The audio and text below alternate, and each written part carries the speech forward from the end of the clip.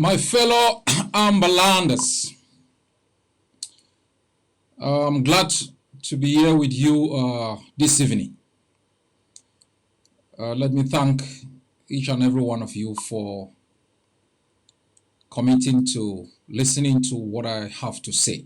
Time and again, I have spoken to the Amazonian people and explained our revolution in the most explicit of manners, so you can be inspired and you can understand the big picture of our war of independence and adapt your sentiments to the ups and downs that have characterized most revolutions, including ours.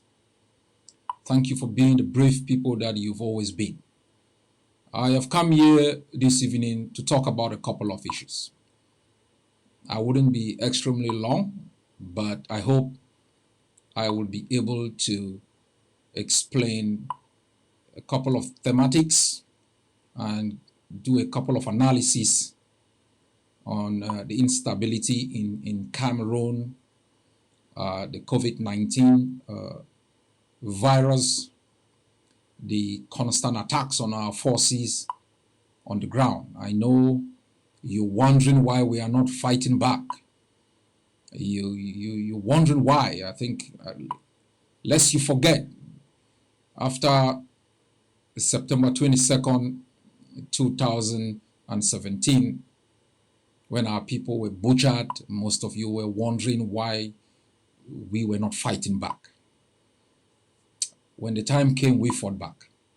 So today I will talk about a couple of these things, and I will be able to explain to you in depth what we mean by the takeover. I know most of you think I define the revolution in different phases using different thematics, qualifications. It's simply because I try to do these things to simplify what we are doing. Otherwise, I will take a very long time to explain strategies. So I coined one strategy of takeover. And so it's simple for you to understand, especially in the heels of the explanation of being international contender and having the 80% dynamic control of our territory. My fellow people, it has been an amazing journey with each and every one of you. And I think for the past 30 or so years that I have been involved in the struggle for human rights, the protection of human dignity, and for the liberation of our homeland. On that journey, it has been amazing. I have met the good, the bad, and the ugly, but I have remained the same. Because for all those who fight for the protection of human dignity, for the right of people to be free, you begin to exercise that by showing how your relationship is with others. I want to call on each and every one of you to join me first to observe a minute of silence on all those who've lost their lives in our quest for a homeland.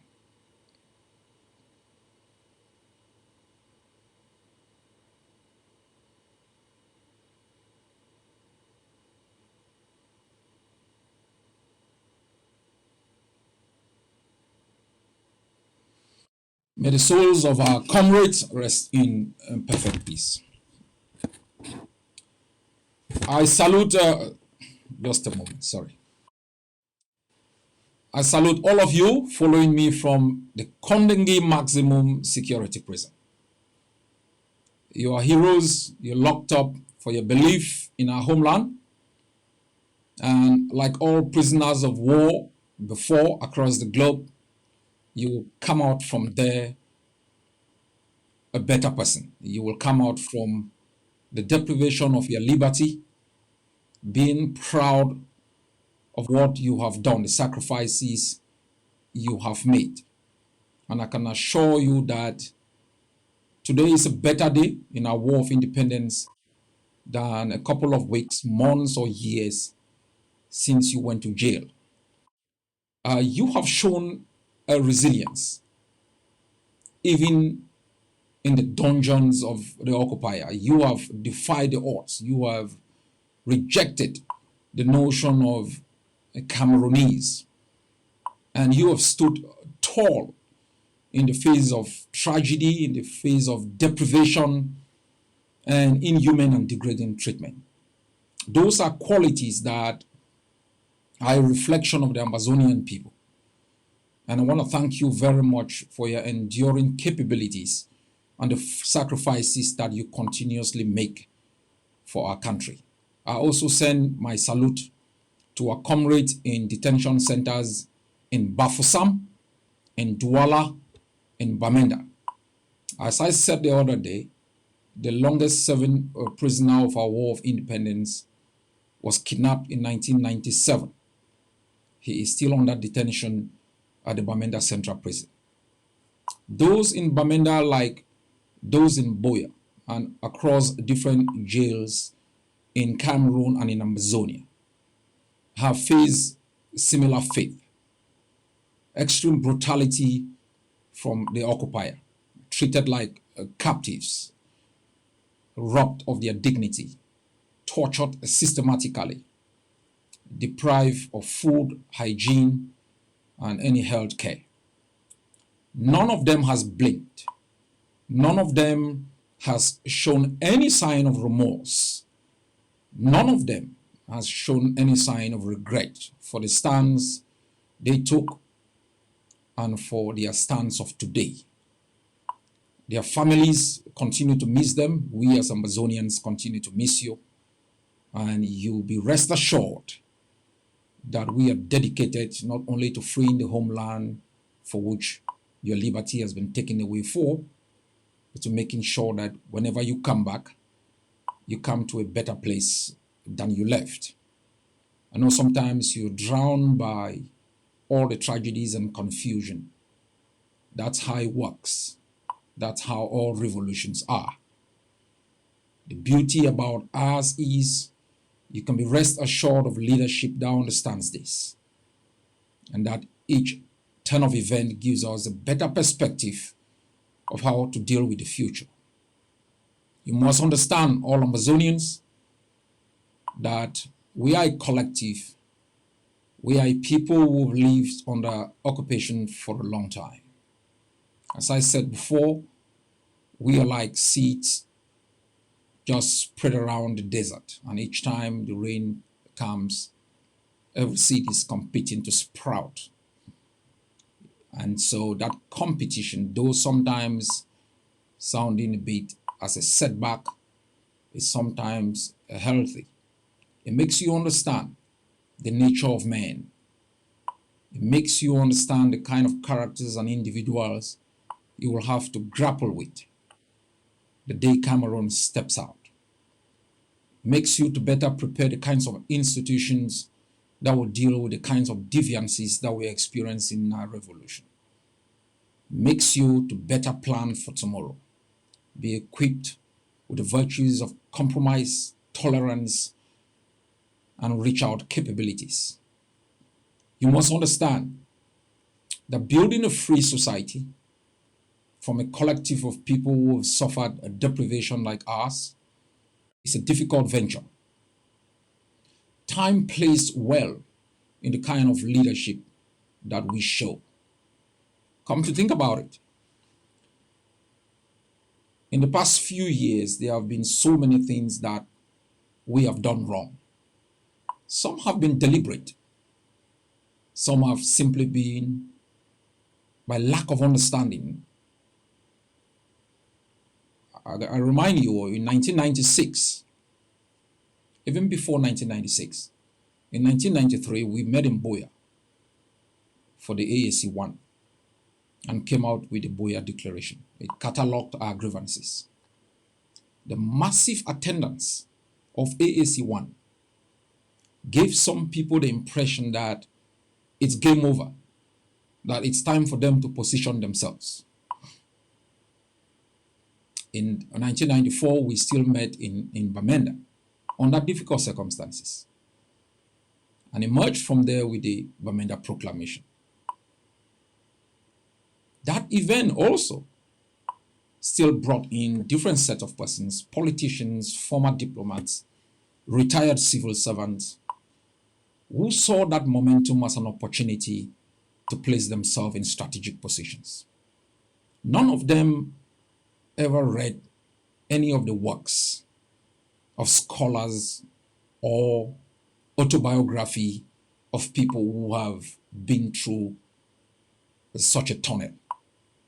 If they had, their excitement would have been dampened and given way for pragmatic organization and preparedness. When we emerged from Bamenda in 1994, the standing committee of the AAC was formed, and later on that standing committee was enlarged and transformed into the Southern Cameroons People's Conference, with its executive organ becoming the SCNC. The euphoria that greeted these activities at the heels of failed tripartites was huge. It was huge.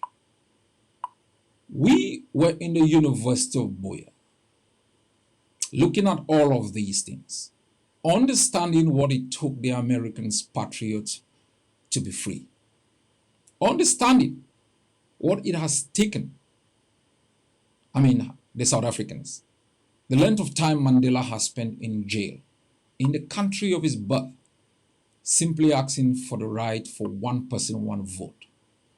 We knew then that Martin Luther King Jr., Malcolm X, and others lost their lives in the United States simply asking for the right to be treated with dignity. So we knew occupiers, enslavers, racists don't give away their advantages simply because you hold conferences, simply because there were excitements. We knew from the onset in the 90s that we were dealing with a system that was backed by France, that had strategic importance in the Gulf of Guinea, that saw losing Ambazonia as going to be a slap in the face of French neo-colonial imperialism in that area.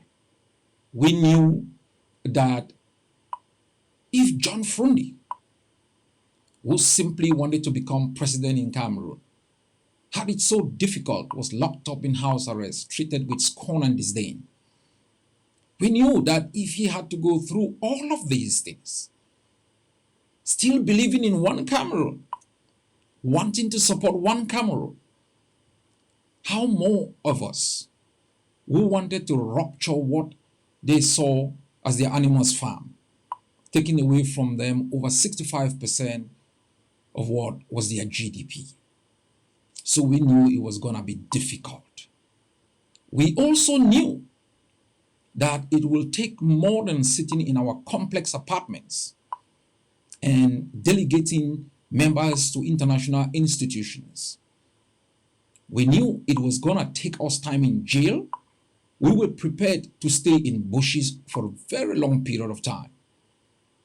Taking away from all of these people, retired civil servants, former ambassadors, director generals, taking away from them the comfort of their homes, the accolades they got traveling across the globe and doing things, to stay in the bush, to be in jail for a cause they are not even certain when it is going to be realized or if it will be realized at all, was going to be difficult.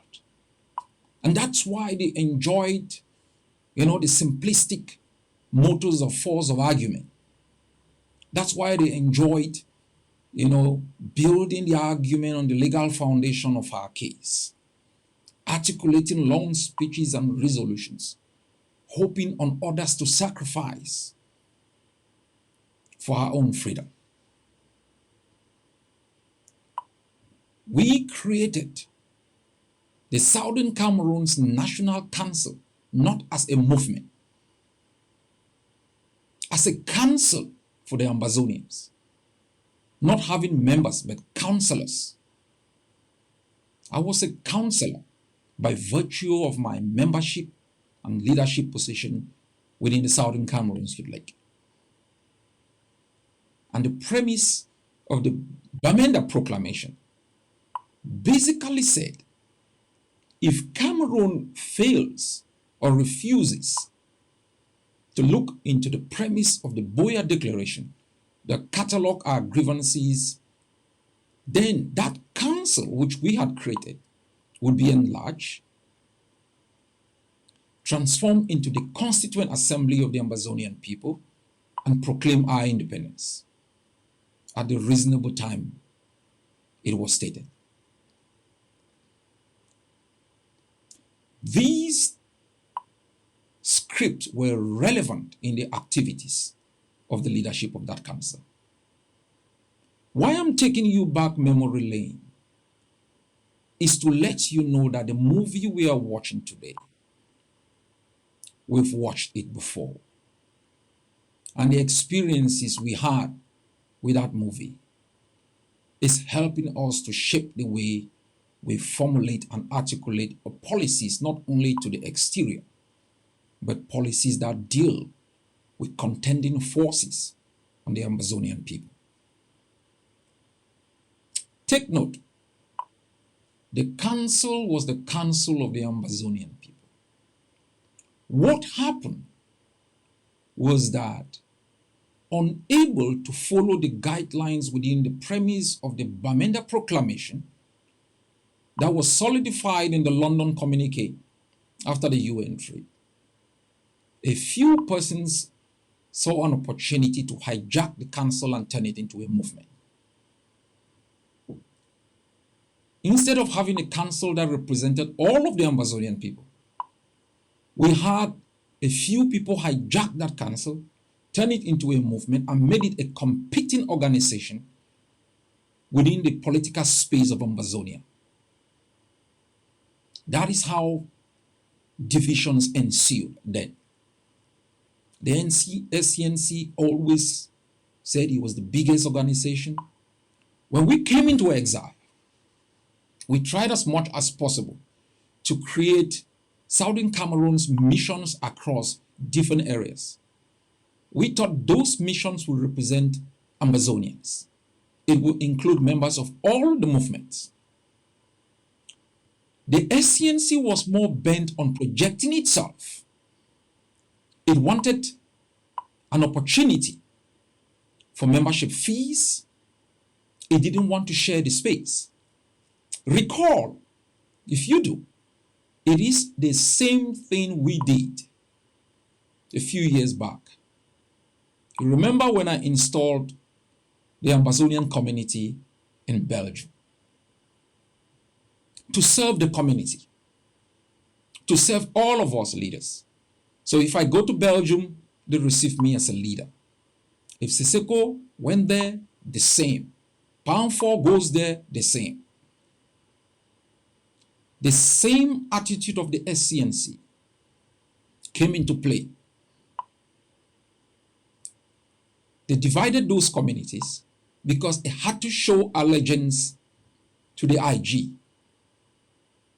Any attempt to see that community as representing our people was attacked, sabotaged.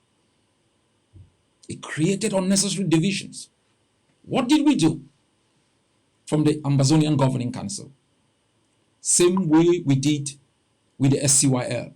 When the SCNC began claiming it was the biggest, it was the people's representative, it was all what it wanted everybody to do, we in the SCYL moved away slowly, focused us on self-defense, strengthened SCYL in different places, mobilized resources the best way we could. It's the same thing the AGovC did in the face of these claims of the IG being the all on all.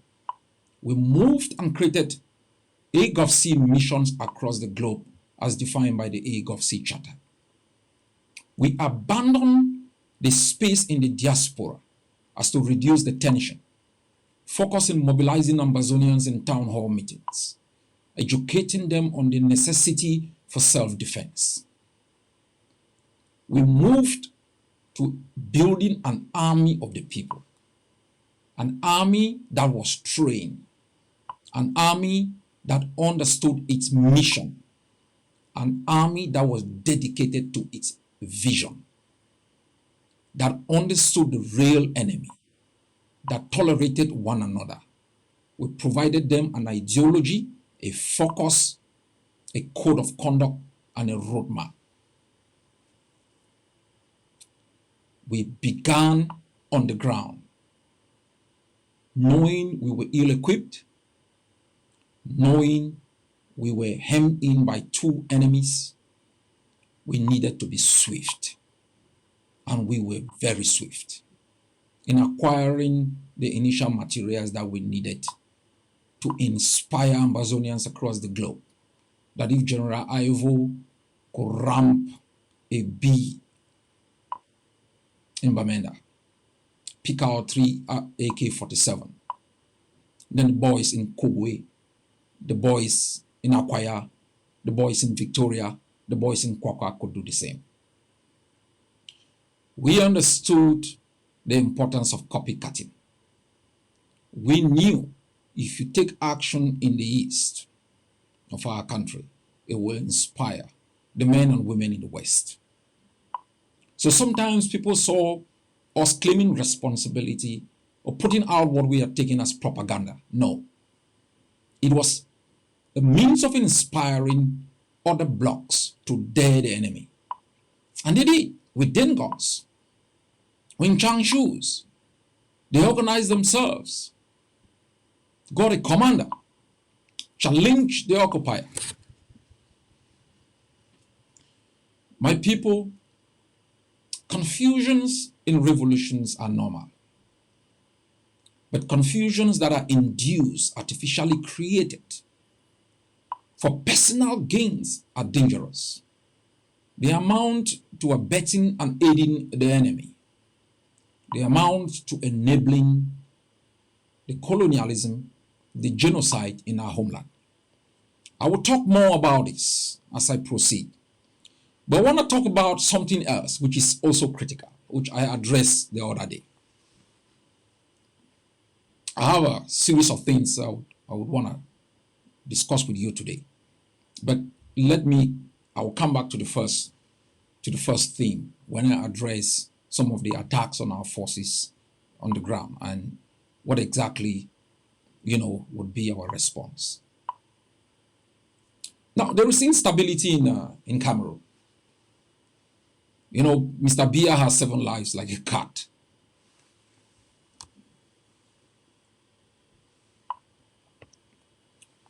So you can expect Mr. Biya to die many times. But Biya is going to die. And so what implications would the passing of Mr. Biya have on our revolution? If you recall, at the beginning of our revolution, I prayed for Mr. Biya to stay alive. And I explain why. At the beginning of our War of Independence, we were weak. Extremely very weak. And we were dealing, although we are dealing now with a very old person. But our weakness meant if Biya died then, the military might have definitely taken over. And once the military takes over, its focus would be on dealing with the security threat to their nation. And all focus in terms of financial input would be to the military.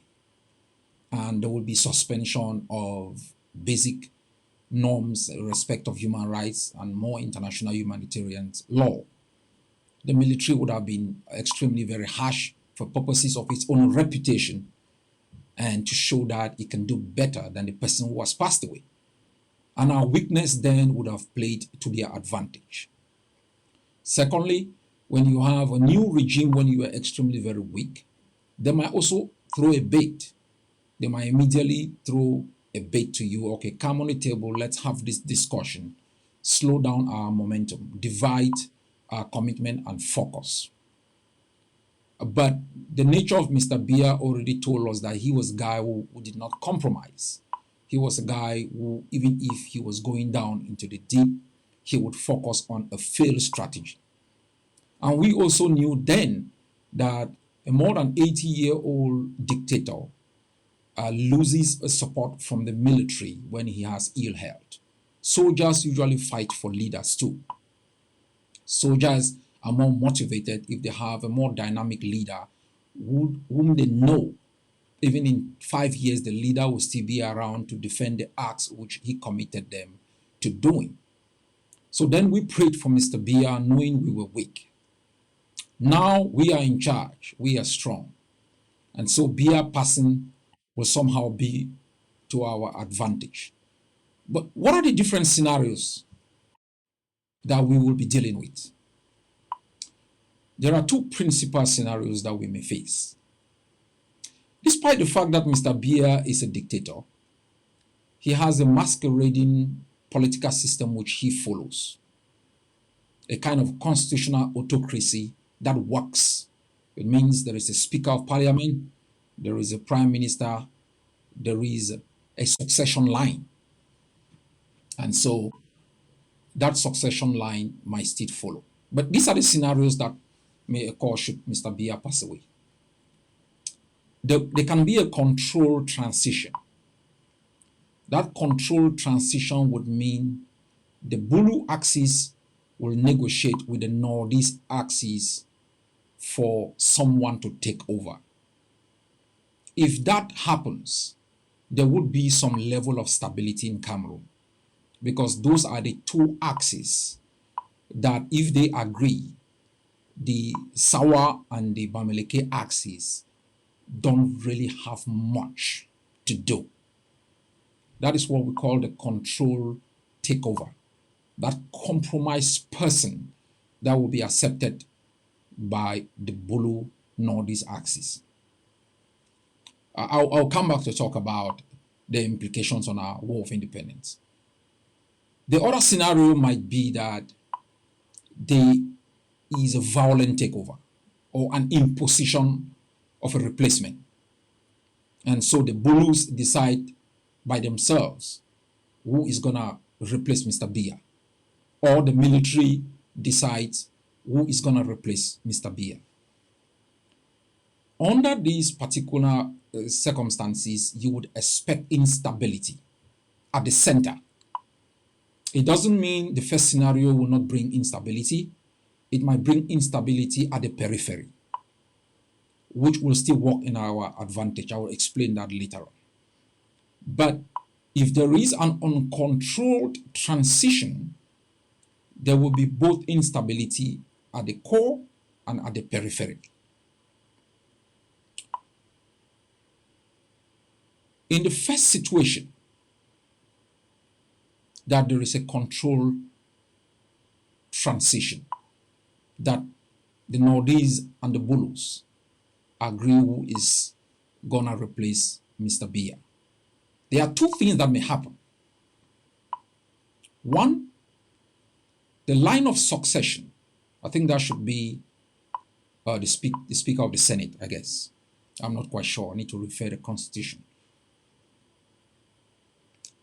There might be a change in the person that is supposed to replace Mr. Biya constitutionally, to put the kind of person that they would want in power. If you see that scenario develop, and then you know something is happening. If there is what they call a constitutional coup d'etat that the Bulus and the Northeast accept on a transition without following the constitutional prescription of who replaces the president in his absence or in his demise, the core will still be stable, but there will be more trouble at the periphery, that is within the Douala-Bamileke axis. Either way, it is going to work to our advantage. If there is control takeover or there is massive instability. And either way, there are a couple of things we've got to do. Take note, whatever calculations are going on now in Paris and Yaoundé, it is not based on the fear of Cameroonians. It is based on the fear of Ambazonians. Because the only people who have shaken the core of that system have been Amazonians. So whatever calculations are being done in Paris and Yaoundé, it is going to be based on how to deal with the Amazonian threat. And so we have to work extremely hard and put in place a strategy that protects the territorial integrity of our country, protects the integrity of our war of independence. We must be prepared. A few days ago, I had a couple of meetings with other leaders to see how we can work out a strategy together. A few days before, I presented to you what exactly should be done. And I think we have all moved in that line with the other leaders. Look, my people, if Biya passes away, we will need a 24-hour takeover of our territory. 24-hour takeover of our territory. I have prescribed how this will be done. Remember, I know some of you think, oh no, we shouldn't put these strategies out there. No. There are no negatives in informing Amazonians and telling them what exactly they will have to do. Mr. Biya passes away. There will be a 24-hour national insurrection against the institutions and actors of the state of Cameroon within our territory. Our soldiers, the kind of insurrection that took place on the 22nd of September 2017, absent our defense forces. This is the catch-22 we are bringing into this strategy. We have well-armed forces across the territory. These forces on their own have fought and defeated Cameroon in most battles and have basic control of territory, where they can exercise some form of governance, some form of control. They can open community schools. In the event of the passing away of Mr. Biya, we will expect every Ambazonian alive, old, young, sick, weak, healthy, to rise up and take over the national territory. As I said, all those around Fako must move straight to the capital. Our forces must lead the way, soften the ground. Even if it is a suicide mission, we will have to do it. It will be the one opportunity to show the world, to show Cameroon that this is homeland that belongs to us. All those around Meza from Santa must secure the border. All those within downtown, you have to dismantle all Cameroon military post-administrative offices and move straight, secure their weapons, move. Your target must be up station. Take control. We will be working on what exactly will happen in terms of political and administrative control. This is central. As I said, low-level Cameroon officers might have a respite depending on their behavior, but they will have to leave their weapons behind. We will provide them a safe exit. High-level officers will have no respite. They are the command and control officers who have perpetrated the genocide against our people. All Ambazonian soldiers still fighting within the forces of Cameroon. You have the one chance in your life to join our defense forces. Support them, back them, bring in your skills to make sure you can protect our population, safeguard our national treasures and our institutions. In the coming weeks, the Ambazonian Governing Council will be presenting a penal code for adoption. in certain sections of that penal code, we will be prescribing for adoption criminal liability on every soldier, police officers of Ambazonian origin still fighting with Cameroon to be treated as a collaborator. Collaborating with Cameroon is a death sentence.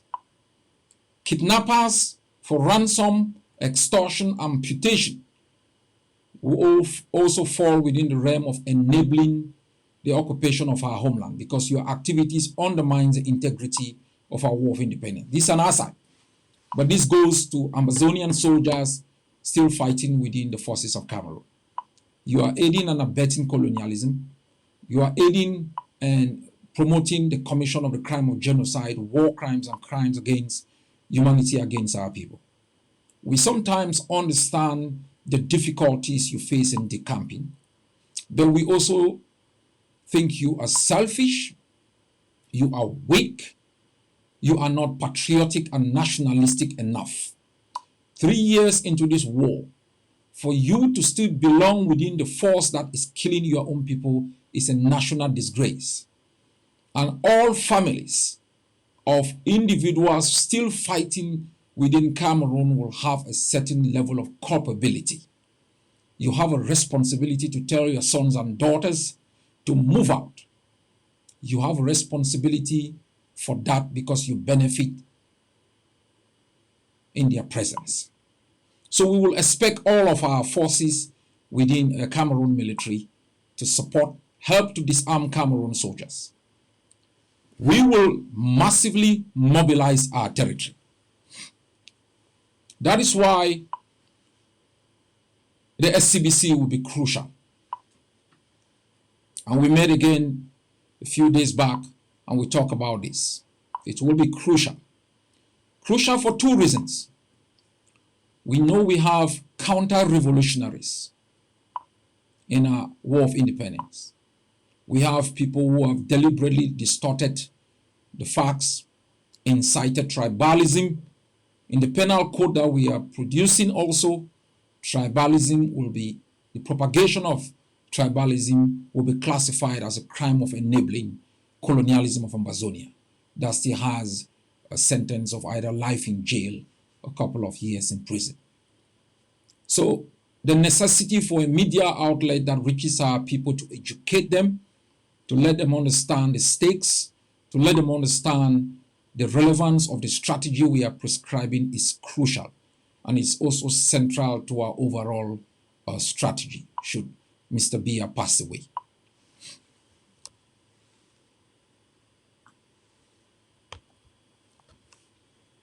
My fellow Ambazonians,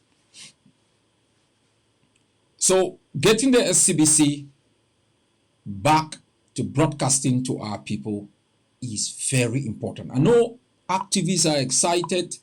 Ambazonians on the ground who have been victims of intoxication and manipulation from internal enablers are excited. They are excited to be able to listen to the voice of reason, voices that can educate them, voices that can actually tell them something that is factual, who can tell them who actually killed Goliath. So Ambazonians are excited. And I will talk more about this when I talk about the attacks on our forces and why sometimes I come across the way I come across. But the radio, the Amba radio is on, is going on live already, is being streamed live. In the coming week, I am informed, we will be broadcasting on shortwave. Our purpose simply is to undermine the negative and very dangerous narratives that has been spewed on the ground by both Cameroon and the internal enablers. We are not setting up these things as competing or trying to fight anyone, but we know the threat to our revolution is also on how narratives are propagated and how we want our people to be united, even when we disagree, and want to use a media outlet to build bridges amongst our people rather than to divide them and ask soldiers to kill one another, propagate hate, foster Cameroon's colonialism and acts of brutality against our people. We will continue to use the means that we are using, this particular one that I've been using for the past years to communicate with you. We will continue to build the kind of educational package that works long-term in every revolution, that makes people become educated, understand exactly why to fight, who the real enemies are, and to foster commitment to the programs that we present to the Amazonian people. So this is an important component in our overall strategy. Not only should Mr. Biya pass away, but for the overall takeover plan. I know collaboration in our war of independence has been difficult, and mostly because we have been misunderstanding what kind of collaboration to prescribe, and compounding collaboration for homogeneity and top-down aspect of unity. But there has been difficulties working with others, but we're gradually making the baby steps on the issues we agree on to work together to be able to fight those two enemies that this generation confronts. The enemy of lack of education, which has compounded the way some leaders act. So you should know that we will continuously work our way through these difficulties to present to you time and again time-bound, time-tested programs that work for your freedom. Take note, we aren't coming from space. We're coming from a background of experience. We're coming from a background of catalog evidences to show that our strategies are well thought out, well executed, and if we are here today, it's thanks to that deep thought in the way we conceive and construct strategies and the way we apply them on the ground. And we'll continuously do that as we move forward. So my people, you should know that the year 2020 is a great and turning point year for our country, because what is happening in Cameroon today, the continuous rumors, as I said the other day, our intelligence services have not been able to establish for fact that Mr. Biya is gravely sick or has died. But we cannot basically fold our arms and wait for that to occur. We must begin the planning for you to understand what is at stake and what has to be done. Once the leaders refine the program, we will come out again and provide the basic instructions that you will need. There are others that we will not put out there because we will be working with our international partners. We will be working on building on how to fill the gap. But I can also certainly say that we might be moving from the liberation phase to the transition phase if our plan is going to work effectively. As I have said, the media is an important component in that overall strategic thinking. Funding, commitment is also critical. You know, we are running the tough program. We come time and again to you and ask you to commit. You can be sure that the commitments you've made before have been used perfectly. We have used them to give you the kind of hope you have today, to lift the spirit of Ambazonians to where it is today, to put us in the world map. It is based on the strategies and the commitments you've made. Despite the odds, against all odds, our strategies have worked to make Ambazonia both an international and a domestic contender. At this liberation phase, we are not simply asking you to give a one-time off commitment. We are asking you to commit for the next 6 months. Commit for the next 6 months and trust in our guts and in our strategy. We'll turn the table around for you. Take over Ambazonia once and for all and make the occupation redundant. This is an important component also, even in the program should Mr. Biya pass away. So I call upon all of you to go on the tough website and commit. My people, I know sometimes you get disgruntled, you ask questions, but this is what you should know. In the past weeks since we launched the TUF program, Ambazonians have shown their love for their independence. You can follow through the calls they make when our spokespersons are online. The burning desires express the massive commitment of our people, monthly commitment, the commitment they make in one time, people committing $1,000 for freedom. It is priceless. So far, we have been the cheapest revolution. So far, my leadership has been one of the most underfunded, but it's the leadership that has produced you the most spectacular of results. That's not arrogance, that's reality. And you can trust in it, in building the bridges, in mobilizing the people, and in strategizing in the way that can once and for all undermine Cameroon's presence in our country. So you now have it. I want you to focus on doing the things that you're supposed to do that will give us the means to make our plan work in a smooth way.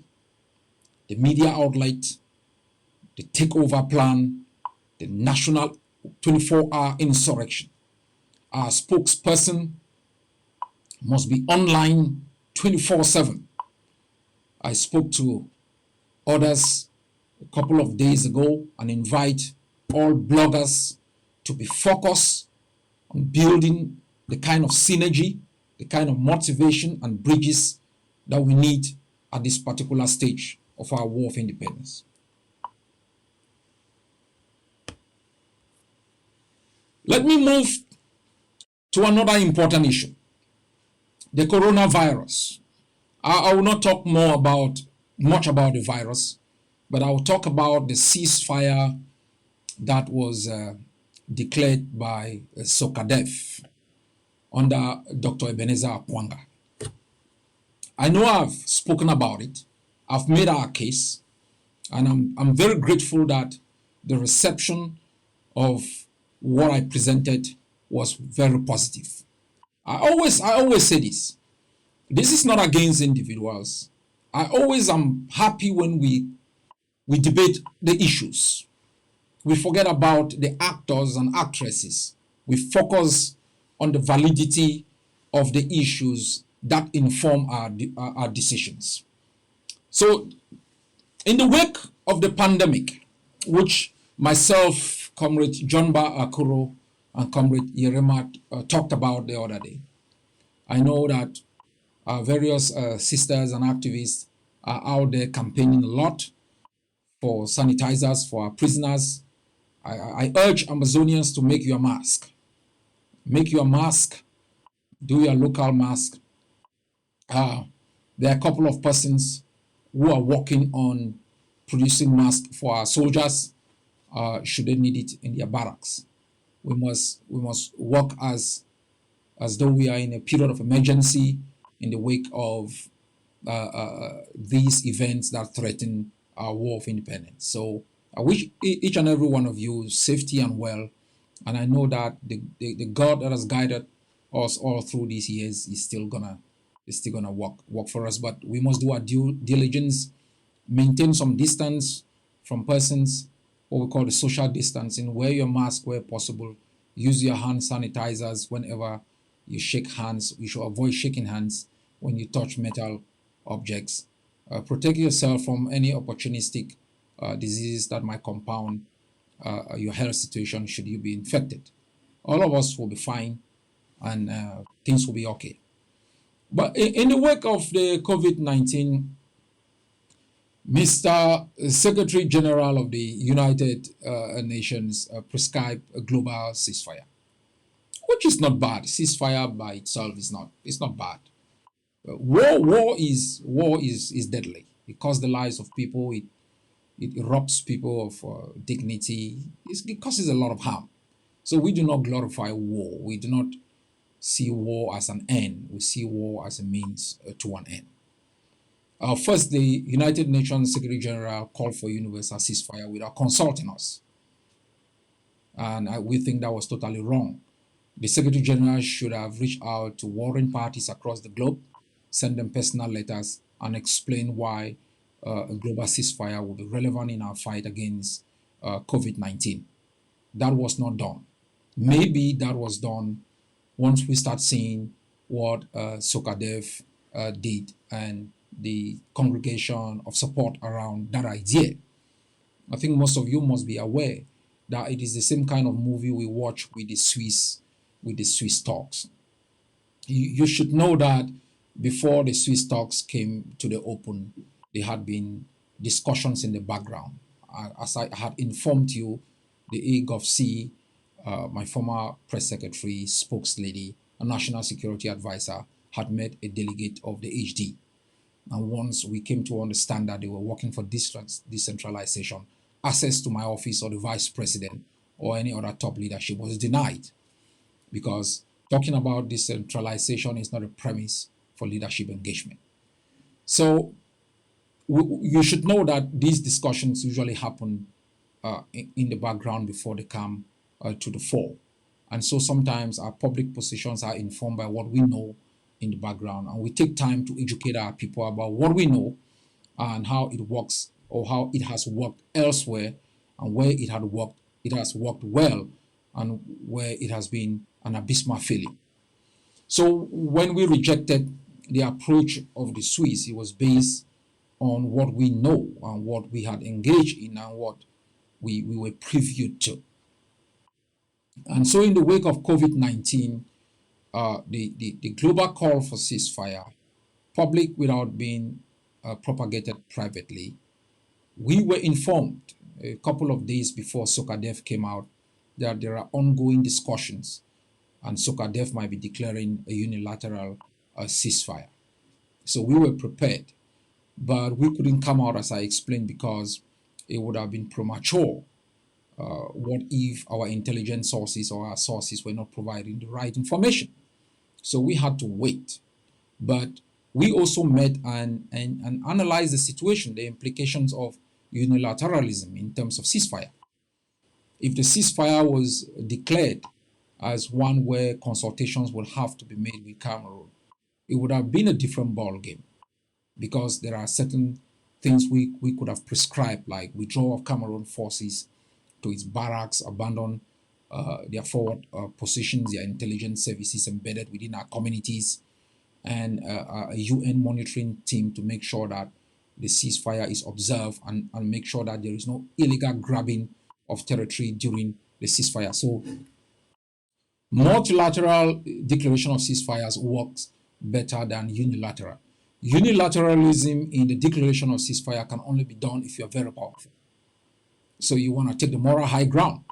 That should mean you should be controlling enough territory, you are strong enough to defend your position should the other party make any mistake. And so you can take the moral high ground as the big brother in the pack, and to say, in the wake of COVID-19, we will be declaring a ceasefire. But I don't think we are in that position for unilateral ceasefire. But there are two issues that stood out in these, actions of the United Nations and our sister organization, SOCADEF. Two things stood out. The content of the articulation, declaring Amazonian conflict a non-international conflict. I have explained that before. I don't need to go into it in details. And the second point, the universal acclamation and acceptability of that unilateralism by SOCADEF. As I said, the movie we watch also with the European Union, the United States, the United Nations Secretary General, the African Union, all coming to support the Swiss process. Talk is cheap, my people. Talk is cheap. You know, they all came from behind. We support the Swiss process. None of them made the kind of commitment that was necessary to ensure the fairness of the process and to make sure that the outcome of the process will be implemented. None of them was ready to make that commitment. And the reason is because there are two fundamental reasons. They had not been able to convince Cameroon in the background to commit to the Swiss process. The second reason, the agenda of the Swiss process was not meant to discuss the root causes of the conflict which would have meant the independence of Ambazonia. It was designed to bring some form of peace and to return to status quo, which would be the maintenance of Cameroon's occupation in our homeland. And so they use all of this rhetoric out here, you know, to put psychological pressure, especially on those who are rejected to go to Switzerland. But we stood steadfast. We were firm because we knew that they will be coming back knocking on our doors to say that you were right. So when this unilateral ceasefire was declared, you realize immediately the SOCADEF commander-in-chief was on BBC with a member of the Swiss HD. The United Nations was applauding that ceasefire. It was not meant to work. It's propaganda, cheap propaganda. And of course, that has not worked. It made us, it made us a laughing stock. Once more, like we were made a laughing stock during the Swiss process. But we came out for you. We stood for you. So each time we are dragged to the gutter, know that we will stand for you. We will stand to show the world that Ambazonians are reasonable. They know exactly what they are doing. And we will not be dragged again into a 1961 charade that will end in the total legitimization of a process of annexation and keep us in servitude again for the next 70 years. And so we've learned our lessons, and we will not make that kind of a fatal mistake. So we will always stand for Ambazonia. But as I said the other day, we have always presented alternatives. We don't simply reject the Swiss process, or we didn't reject the Swiss process and said, well, no, there should be no negotiation. We presented a well thought out plan that could commit Cameroon, commit different international organizations, commit other countries to make the process a multinational process. We talked about even issues that we could begin discussions on, soft issues like refugees, IDPs, community education. That's how most negotiations start. You start on some small soft issues that are not intractable, that are not too complicated. You begin to build trust and before you can enter into those complex issues. So if you are dragged to the table without an agenda, not knowing what you're talking about, without a commitment of the brutal occupier, is deadly. It's a dead end trap. If you are asked to declare unilateral ceasefire without a commitment of the genocidaire, asking your own soldiers to stand down, the very soldiers who are defending our people and protecting the lives of our people, I think it's an abdication of responsibility and extremely very dangerous. I know that others will always be quick to come out and say, we want it our way or no way. No, we don't have a way. There is an Ambazonian way. And I think the vast majority of Ambazonians, in their sentiments, in their explanation, in their expression, rejected the Swiss process. The vast majority of Ambazonians rejected the unilateral ceasefire. And so we have always stood firm on what we think will be good for Ambazonia. Not as a matter of making ourselves look good, we are simply actors in this equation. Not to make ourselves look relevant, no. The only relevant actors here are Ambazonians and their objective for a separate homeland from the brutal occupier that has murdered our people. So my people, you'll be rest assured, whatever decision is made across the globe, we will maintain the same due diligence position that is based on informed consent, on experts that we consult, on our executive, and knowing exactly how different situations have turned out. I will talk about the implications of this unilateral ceasefire, the connection with these actions and some of the attacks we are facing with our forces. That will be the last issue I will talk about. Let me move uh, to the next point, which is also very important in our war of independence. That is the continuous attack on our forces. I know most of you, I receive a lot of angry messages, including from my executive. Yeah. Some feel I should have fired the ADF leadership, and some feel, we are demonstrating weakness. It's more complex than we get it. Of course, you would ask yourself, why would General Aifang, carrying more sophisticated weapon, not have shot his way through to Bui? You would ask yourself, how is it possible that one of our most fortified bases is allowed to be ransacked by an irate population? These are failures, of course, in leadership. And as I said, the buck stops with me. I always take those responsibilities. What is going on? Why are our forces being attacked?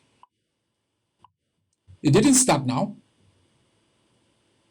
It's been going on for a long time. Take note, the killing of generals is not random.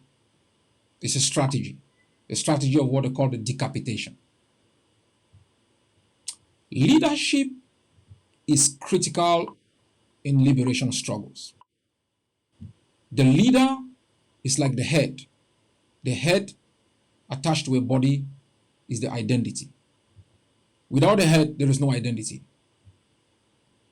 Leadership in a revolution is critical. And I know we always say people are indispensable. You take out some leaders and you prolong revolutions for a long time. It might even fail. It will turn a revolution into a bloodbath, crimes against humanity being committed.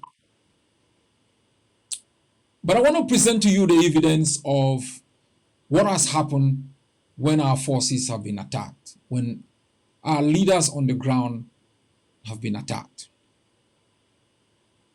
The conspiracy against General Ivo was not because he did anything wrong against any other Amazonians. 99% of the commanders, he trained them, provided them with the materials they needed. He supported them, backed them up. Every commander would testify to this. Why was there a massive conspiracy against him? He was an inspiration. He was the leader on the ground that provided a high sense of invincibility on our forces. What you may not know was that Cameroon participated in a very sophisticated manner in promoting the hate against General Ivo. Cameroon fueled the hate. So while internal actors were propagating hate against General Ivo, Cameroon took it over and worked for them, promoted it for them, because Cameroon knew the demise of General Ivo will work in their interest. It will not work in the interest of the internal enablers who wanted him dead. Because for every camp they attack, they don't take it over and provide the defense of that zone. For every commander that they kill, they don't present an alternative commander that inspires, unite forces, and provide the materials forces have to defend our homeland. They engineer that hatred and tribalism in FACO a place that our soldiers could move at random, fighting was going on. We could attack Buea at ease. We basically control every spot in Meme. What happened when General Ivo died? Those who celebrated the death of Ivo, did they benefit? No, they didn't benefit. Who was the greatest loser? It was Ambazonia, it was not the ADF. It wasn't the ADF, it was Ambazonia. Ivo was killed after General Efang had been kidnapped through a conspiracy. They called General Ivo and asked General Ivo to send General Efang to go resolve a dispute. He went in good faith. He was ambushed, humiliated, tortured. And because they have a bigger mouth, larger propaganda, falsehood narrative, they turned General Efang into the person who was the perpetrator. We lost a lot of materials, including an RPG. That RPG was later moved and handed over to Field Marshal in Lebialem, who added it to some of his pipes that he was using it as propaganda. Did that help Field Marshal in Lebialem to occupy territory? No, he's now caged in one small enclave. Did that help the other soldiers in Momo to occupy territory and present a kind of formidable force? No, it didn't. The taking of our materials, the kidnapping and detention of General Efang left General Ivo without the kind of security that had kept him alive, without the kind of inspiration that he always needed. What happened? Ambazonia lost its finest son, its finest general, not in the hands of La Republique, but in the hands of the very people he braced, got his body wounded to defend. People hiding in the diaspora, in the confines of their home, never having fought, never having served a day in jail, never having sacrificed. They use megaphones to engineer division amongst us, tribalism to engineer division amongst us. They use the same Momo people. Take note, Momo. Take note. Those who are inspiring you to tribalism, we have known before, historically, for Momo to be the heartbeat of deafening tribalism, of arrogance. What has this arrogance brought to Momo? What has this tribalism brought to Momo? All across the national territory, you have a Metakwata. You go to places like Kwakwa, it is part of Mogamo. You go to different places in the southern states, they have all migrated. What has this arrogance and tribalism brought to Momo? My sister is married in Mogamo, buried in Guzang. We also experience the tribalism and hate. What has it brought to you people?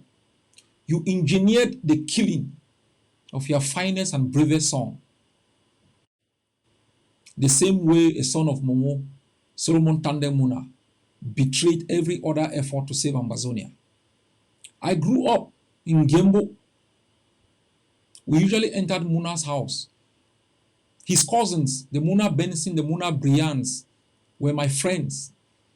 We went in there all the time. Moving from Muna's gate, driving right down into his building, was tarred. We ate dust. We ate dust on the road. GHS Mbengwi, constructed by the Canadians, was allowed to dilapidate. When students across different areas could come and study, it created opportunities in Momo. Thousands and thousands of students left different areas, came to Momo.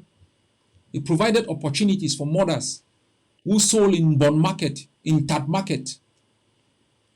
I moved into different areas in Bomi, Bessie, different villages from class 5 in GS Ngembo.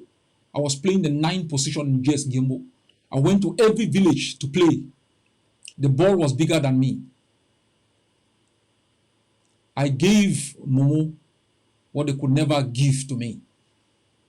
You all tribal warlords sitting out here, running their mouth and talking about Mogamo, talking about Momo. What have you given Momo? What is it that you've given Momo?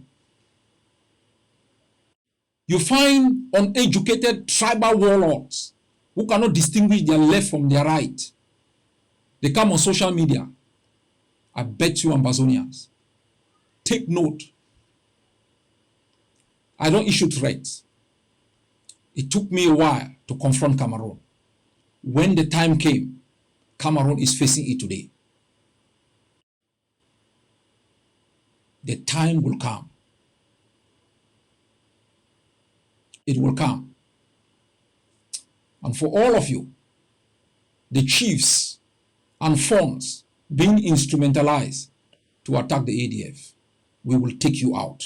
Whether you are a chief or you are a fund, I will hang your head on a stick. Keep attacking the ADF.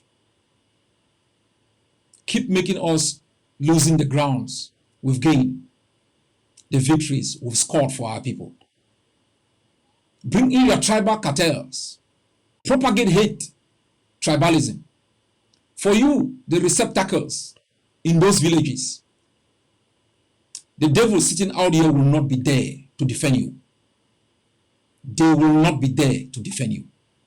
You conspire to kill your own son. You're going around spreading falsehood, collaborating with La République soldiers to attack the Ambazonian Defense Forces. In the name you want to defend your cartel. Gideon is going around using the Alphabet TV, instigating tribalism across the territory. You are clapping for him. The same way you people clap for Concho Komeni when you didn't believe in Ambazonia.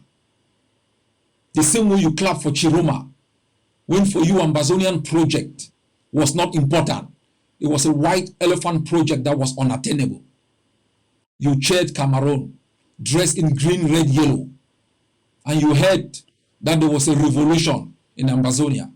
You saw it as a platform to engineer tribalism to make yourself relevant, to embezzle millions in the name of fighting a war. You expect me to jump into the pig style and fight with you. The time of reckoning will come. You engineer the kidnapping of my finest soldiers in Bui. You executed in Guinea. You got illiterates to kill the peacemaker. I will hunt you down. There will be Ambazonia for one people. You think because I don't come out to talk is because I'm afraid of you. I've never been afraid of Cameroon. I have never, from the day I left my mother's womb, been afraid of anybody. No one I've ever been afraid of. None of you has carried a pistol and gone to battle. I have. I have been wounded. I'm not scared of any of you. Some of you come on Facebook and run your mouth and say whatever. I stay quiet for Ambazonia. I don't need to defend myself. Ambazonians will defend me because I am the truth. I am the light. I'm the way. If you could be the way, you would have freed the homeland. You've attacked us from day one. If you knew how to free Amazonia, you would have done it. You don't have a clue. We have lost Lebialem, nearly lost Fako, nearly lost Meme. Bui is in shatters. You don't know your left from your right. You have no national liberation plan. You're running around experimenting with the lives of people. It's about you. It's not about freedom. I fought in the trenches. We've bled in the trenches for higher causes, different causes. Because I don't come to fight, to snare. It's because I know there is tomorrow, when I'll be able to look at some of you evildoers in your faces It's not because I'm afraid of you. I could come and blackmail you. I've got a lot to say about you. But you are cheap, irrelevant, and absentee elements in our path to freedom. You don't belong. You're opportunistic. You will not betray the aspirations of our people. The hard-earned victories that we have scored will not be taken away by your tantrums, your hate, your tribalism. The sun has risen over Ambazonia. It shone the light over us, against Cameroon and against you. The Amazonian people will rise as they rose a few years back to see the light, to know they were not Cameroonians. The hour of reckoning will come. My people, don't lose patience. Everything has its time. Don't hurry. Everything has its time. They have hurt us a lot. Mothers have mourned. We have mourned more from their hate. They've given access to the enemy to butcher our soldiers. Braveness has been paid back by hate. They are afraid of your victories. They are afraid of your successes. Each commander that shines is a threat to them. It's a threat to their paymasters that continuously fund them, giving them access. I call on all those who still support this cartel, those working within the LGAs, to rally with us to defend our war of independence. These men are evil. They are evil. They don't believe in the same destiny that we sacrifice for. Time and time and again, you have provided to them the opportunity to show what they can offer. They've offered you more pain. We've lost ground because of their naiveness. We've lost ground because of their hate and anger. They've lost control. They want us to go down with them. They want us to sink like the Titanic with them. You must rise up to defend your revolution. Commit to the National Liberation Plan. They are afraid when you mobilize funds. They are afraid when you inspire hope. They are afraid when there is calm and cohesion, because they only succeed in chaos.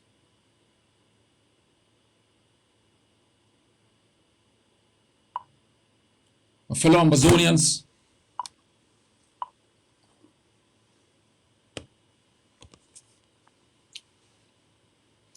you have defeated Cameroon.